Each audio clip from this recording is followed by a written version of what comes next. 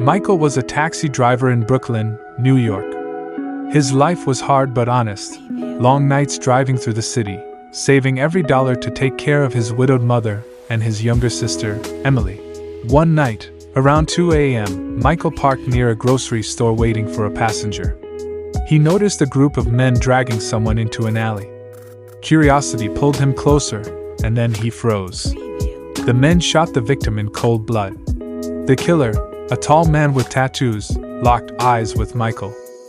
Panicked, Michael sped off in his taxi. He thought if he stayed quiet, he would be safe. 2 weeks later, his world collapsed. Emily was shot outside her school in broad daylight.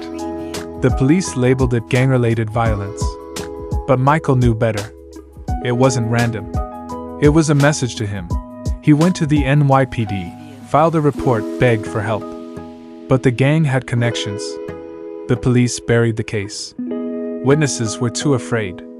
Justice was dead. That night, Michael sat alone in his room, Emily's photo in his hands. Tears burned his eyes, but inside, something colder was born: revenge. For weeks, he used his taxi job as cover. He observed the gang's hideouts, the bars they visited, the alleys where they sold drugs. He wrote everything in a small notebook. He learned the leader's name, Victor Morales, a man feared by all. Michael wasn't a fighter. But grief gave him courage. He bought an illegal gun from the black market. His plan was simple: strike when no one expected. One stormy night, Michael followed Victor's car to the Brooklyn Bridge. Victor got out, laughing, drunk, with two men. When they split up, Michael stepped out of the shadows. "Remember me?" Michael's voice was calm, but his hands shook. Victor smirked. "You should have stayed quiet, cabbie." The gunshot echoed under the bridge.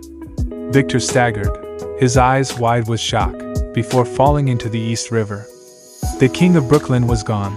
The next morning, the news reported it as another gang war. Nobody suspected a taxi driver. Michael drove his taxi through the busy streets, blending back into the city. On the outside, he was the same man. But inside, he knew the law had failed, so he had become the law. And yet, deep in his heart, he wondered, had he found justice, or had he become just another shadow of Brooklyn?